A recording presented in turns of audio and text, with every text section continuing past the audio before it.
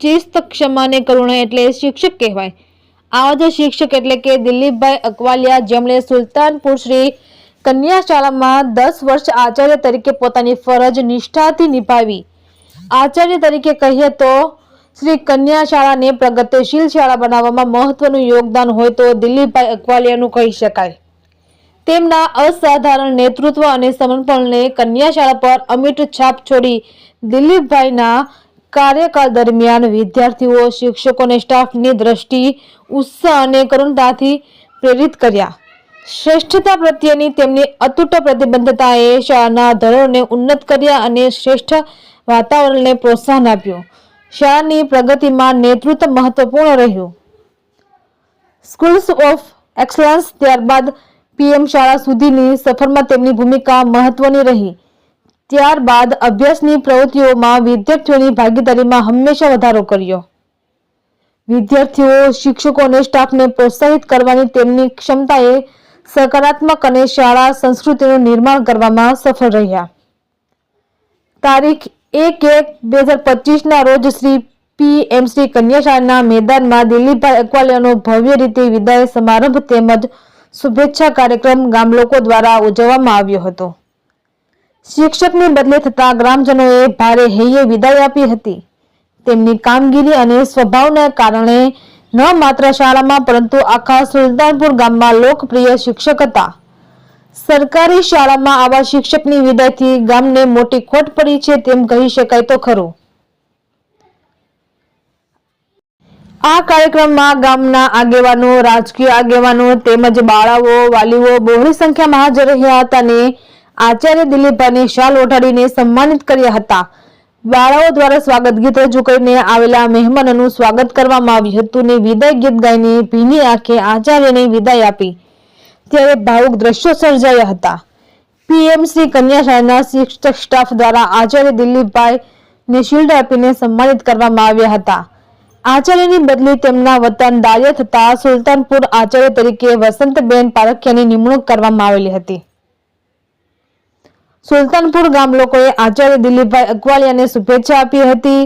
આચાર્ય દિલીપભાઈ અકવાલિયા દ્વારા પોતાના આચાર્ય કાર્યકાળ દરમિયાન જેમણે સ્કૂલને મદદરૂપ તથા તમામ લોકોને યાદ કર્યા હતા ને આવું સન્માન મળ્યું વાત કરીને ભાવુક દ્રશ્યો સર્જાયા હતા।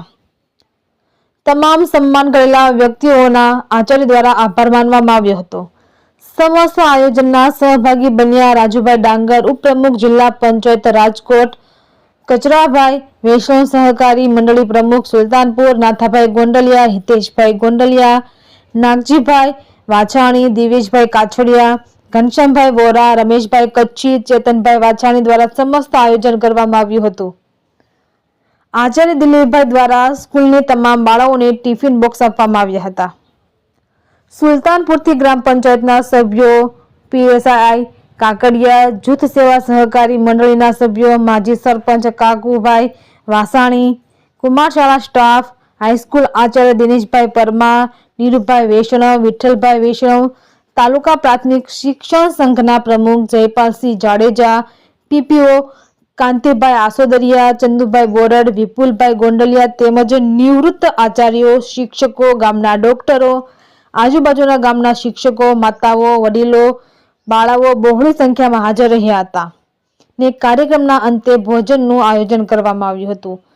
સમસ્ત આયોજનમાં પીએમ શ્રી કન્યા શાળા સ્ટાફ દ્વારા જહેમત ઉઠાવીને કાર્યક્રમને સફળ બનાવ્યો હતો। રિપોર્ટર કમલેશ રાવરાણી, સુલતાનપુર। અકવાલિયા સાહેબના વિદાય સમારંભમાં ઉપસ્થિત સહકારી મંડળીના પ્રમુખ કચરાભાઈ, માજી સરપંચ કાકુભાઈ, પ્રાથમિક શાળાના આચાર્ય પરમાર સાહેબ, આજે કન્યા શાળાના આચાર્ય વસંતબેન, સ્ટાફગણ તથા ગ્રામજનો, આજે અકવાલિયા સાહેબના વિદાય સમારંભમાં અમને બોલાવી અને તમે અમારું સન્માન કર્યું, સાહેબને વિદાય આપી, એ બધા સ્ટાફ વતી બધાનો ખૂબ ખૂબ આભાર।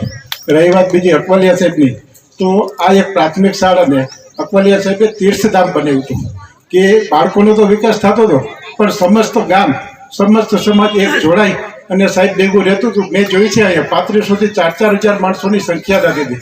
આવું ને આવું કાર્ય એના વતનમાં કરતા રહીએ, લોકોનું સારું કરે, બાળકોનો ત્યાં પણ વિકાસ કરે અને આથી વિશેષ સારું કામ થાય એવું સાહેબ પ્રેરણા આપે એવી ભગવાન દ્વારકાધીશને પ્રાર્થના. અસ્તુ. ભારત માતા કી જય. બોલો ભારત માતા કી. સારો અવાજ, જુસ્સો સારો છે. હું લકી છું કે સુલતાનપુરમાં મને પોસ્ટિંગ મળ્યું છે. પહેલું જ પોસ્ટિંગ છે મારું પીએસએ તરીકે. અને સાહેબની વાતો આપણે સાંભળી.